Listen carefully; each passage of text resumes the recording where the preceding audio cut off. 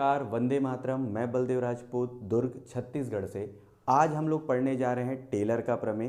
Taylor का प्रमेय बिल्कुल मैक्लॉरिन की प्रमेय की तरह ही होता है, बस दोनों में एक बेसिक अंतर होता है कि मैक्लॉरिन का जो प्रमेय है वो x के फॉर्म में होता है और ये a प्लस एच के फॉर्म में होगा।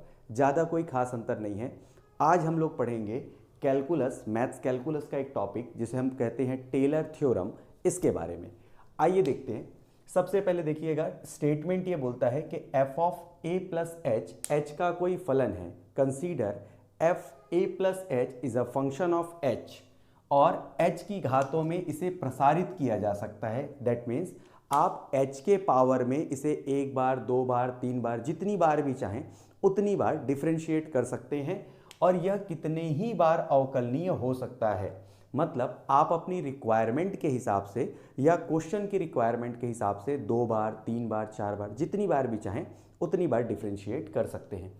टेलर प्रमेय का स्टेटमेंट ये कहता है कि F A plus H is equal to F of A plus H F dash A plus H square factorial two F double dash A plus H cube by factorial two F triple dash A plus, ये मजाक आपको करना है H to the power N factorial N into F to the power N into A. ये आपको proof करना होता है। सबसे पहले इसको प्रूफ करना बहुत ही इजी है। सबसे पहले आप क्या करें, प्रूफ लिखें, जो कि आप लिखोगे ही, कॉमन सी बात है। Let F A plus H का वैल्यू आप मान के चलिए कितना हो गया, A nought plus a1h plus a2h square plus a3h cube plus a4h4। चाहो तो आप एक टर्म और भी ले सकते हो, और अगर नहीं लेना है तो डैश डैश करके आप कहाँ तक चले जाइए, an h to the power n। अब देखते हैं इसका उत्तरोत्तर अवकलन करने पर। सक्सेसिव डिफरेंशिएशन का मतलब होता है आप एक बार, दो बार, तीन बार, चार बार, जितनी बार भी चाहें उतनी बार लगातार आप डिफरेंशिएशन करते हैं उसी को बोला जाता है सक्सेसिव डिफरेंशिएशन या उत्तरोत्तर अवकलन। नॉर्मली जो आपका टेलर का प्रमेय है उसमें तीन बार, मैक्सिमम चार बार करने से आपके आंसर फुलफिल हो जाते हैं। तो स्टूडेंट ध्यान देंगे कि आपको 3 से 4 बार क्वेश्चन की रिकॉर्डिंग करना है ताकि आप नियत समय में अपने जो टेलर थ्योरम है उसको सही तरीके से बना सकें। तो चलिए देखते हैं, डिफरेंशिएशन करते हैं। यहाँ पर देखिएगा एफ ए प्लस एच दिया गया है। इसका मैं जब डिफरेंशिएशन करूंगा पहली बार तो यहाँ पे लिखूंगा F dash A plus H plus A not का जो डिफरेंशिएशन है वो हो जाएगा 0, क्योंकि ये कांस्टेंट है। a1 मैंने एज इट इज लिखा हुआ है। h का डिफरेंशिएशन होता है 1, इसीलिए 1। जिसका कोई नहीं होता उसका 1 होता है, इसीलिए यहाँ पे 1 नहीं लिखा गया है। अब देखिएगा अगला जो टर्म है आपका, ये है a2। मैंने a2 एज इट इज लिखा हुआ है। h स्क्वायर का डिफरेंशिएशन मतलब अवकलन होता है 2h, तो यहां पे मैंने लिखा हुआ है 2h। ओके, प्लस आप देखेंगे a3, यहां पे मैंने a3 लिखा हुआ है। h क्यूब का डिफरेंशिएशन होता है 3h स्क्वायर, यहां पर देखेंगे मैंने लिखा हुआ है 3h स्क्वायर। प्लस का sign, a4 as it is लिखा हुआ है। h टू दी पावर 4 का डिफरेंशिएशन मतलब अवकलन 4h क्यूब होता है। देखिएगा 4h क्यूब लिखा हुआ है मैंने, प्लस डैश डैश डैश कर दिए, बराबर है। अब अपन देखते हैं एफ डबल डैश। अगर मैं सिंगल डैश का F dash A plus H का एक बार और डिफरेंशिएशन करूं तो मुझे मिलेगा F double dash A plus H. Okay, अब सिंगल a1 का हो जाएगा 0, क्योंकि ये कांस्टेंट है। a2 एज इट इज है, a2 एज इट इज है। h का जो डिफरेंशिएशन है, अवकलन है, वो होगा 1। a3 कांस्टेंट है, 3 कांस्टेंट है। h स्क्वायर का कितना हो जाएगा 2h। a4 कांस्टेंट है, 4 कांस्टेंट है। h क्यूब का हो जाएगा 3h स्क्वायर प्लस, अब जहां तक करना चाहें। जब इसका तीसरी बार डिफरेंशिएशन करूंगा, थर्ड टाइम डिफरेंशिएशन करूंगा, तो वैल्यू आएगी F triple dash A plus H. अब ये जो कांस्टेंट है उसका हो जाएगा 0। a3 एज इट इज रहेगा, 3 एज इट इज है, 2 एज इट इज है, और h का डिफरेंशिएशन अवकलन होता है 1। मैंने यहाँ पे लिखा हुआ है 1। a4 कांस्टेंट है, 4 और 3 कांस्टेंट है। h स्क्वायर का डिफरेंशिएशन अवकलन होता है 2h, तो यहाँ पे मैंने लिखा हुआ है 2h, प्लस ये इन्फिनिट टर्म तक जाता है। अब हमको दूसरा काम ये करना है कि जहाँ जहाँ पर भी हमने h लिया हुआ है, चाहे वो इक्वेशन नंबर 1 हो, चाहे वो फर्स्ट डिफरेंशिएशन हो, चाहे वो सेकंड डिफरेंशिएशन हो, चाहे वो थर्ड डिफरेंशिएशन हो, जितनी बार भी आपने अवकलन किया हुआ है वहाँ पर हमें h की जगह पे 0 रखना है। अब अगर मैं h की जगह पे 0 रखूं तो ध्यान दीजिएगा इक्वेशन नंबर 1 में जहां पर भी h है वहां पे 0 रखूंगा तो यहां पे मुझे मिलेगा f ऑफ ए, देखिएगा f ऑफ ए मिला। a नॉट को छोड़कर जहां जहां पर देखिएगा मैं क्रॉस लगा रहा हूं यहां पर सभी जगह h है, तो ये सारी वैल्यू h होने की वजह से 0 हो जाएगी। क्यों?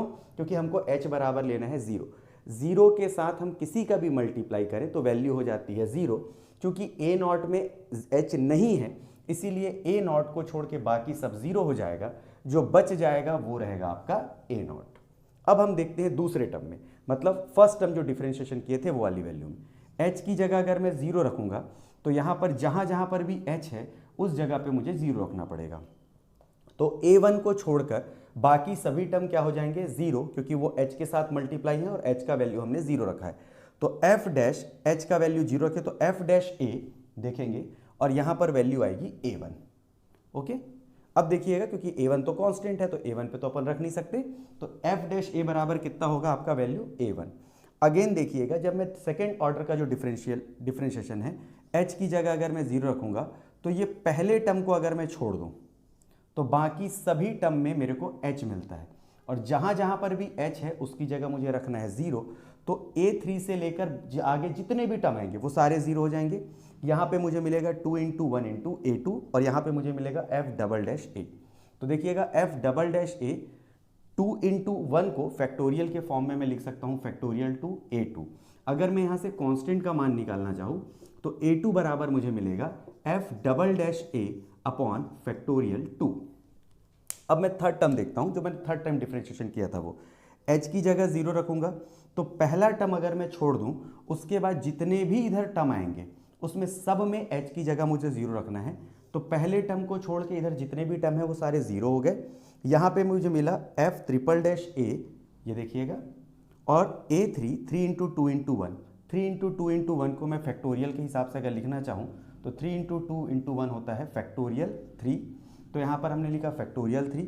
यहाँ से अगर मैं कांस्टेंट निकालना चाहूँ तो a3 का कांस्टेंट निकलेगा f triple dash a upon factorial 3। अब अगर इसी टर्म को मैं n तक लेके जाऊँ तो देखिएगा यहाँ पे डबल डैश था, यहाँ पे 2 आया था, ट्रिपल डैश था, 3 आया था। अगर यहाँ पे n रहेगा तो यहाँ पे n आएगा, तो यहाँ से an का वैल्यू निकालूँ तो fn a अपॉन हो जाएगा फैक्टोरियल n। अब ध्यान दीजिएगा जहाँ पर भी हमने कांस्टेंट निकाला हुआ है, मतलब a not, a1, a2, a3, an, इन सब को पुट कहाँ पे करना है? जो आपकी इनिशियल वैल्यू थी, मतलब जो आपने इक्वेशन अज्यूम किया था, ये इक्वेशन नंबर 1, इसमें आपको करना ये है कि जहाँ जहाँ पर a1, a2, a0, जो भी a की वैल्यू जो आपने निकाली है उसको आपको यहाँ पुट कर देना है। तो चलिए पुट करते हैं। सबसे पहले देखिएगा मैंने लिखा हुआ है इक्वेशन नंबर 1 में a plus H is equal to a not का वैल्यू देखिएगा कितना है आपके पास, f of a plus h, यहाँ पे देखिएगा यहाँ पे h दिख रहा है आपको। उसके बाद a1 का वैल्यू कितना है आपके पास, f डैश है, देखिएगा मैंने f डैश ए लिखा हुआ है, प्लस h स्क्वायर को देखिएगा मैंने बाहर रखा हुआ है। a2 का वैल्यू अगर आप यहाँ से देखें तो कितना है, f double dash a upon factorial 2, f double dash upon factorial 2। मैंने बस इसे थोड़ा अरेंज करके लिख दिया है। फिर देखिएगा h क्यूब मैंने एज इट इज़ लिखा हुआ है, और यहाँ पर देखेंगे a3 का वैल्यू क्या है, f ट्रिपल डैश ए। तो यहाँ पर देखिएगा f ट्रिपल डैश फैक्टोरियल 3, माफ कीजिएगा f triple dash upon factorial 3, ये है a3 का वैल्यू। बस मैंने थोड़ा सा अरेंज कर दिया है कि h स्क्वायर के बाद फैक्टोरियल 2 कर दिया और h क्यूब के बाद फैक्टोरियल 3 कर दिया। अगर इसी सीक्वेंस को मैं आगे बढ़ाता जाता हूँ तो यहाँ पर देखिएगा, यहाँ पर h की पावर 1 है, यहाँ पर h की पावर 2 है, यहाँ पे h की पावर 3 है। तो जब n टर्म तक लेके जाऊँगा तो h की पावर हो जाएगा n। यहाँ पर देखिएगा फैक्टोरियल 0 है, यहाँ पर फैक्टोरियल 1 है, यहाँ पे फैक्टोरियल 2 है, यहाँ पर फैक्टोरियल 3 है, तो इसका nth टर्म होगा फैक्टोरियल n। यहाँ पे देखिएगा f ऑफ a है, फिर f डैश a है, फिर f डबल डैश a है, f ट्रिपल डैश a है, तो लास्ट टर्म होगा f डैश n। ये तो था आपका टेलर थ्योरम। अब हम लोग अगले टॉपिक में इसके कुछ एग्जाम्पल करने की कोशिश करेंगे। उम्मीद है मैं आपको थोड़ा बहुत टेलर का प्रमेय बता पाया हूँ।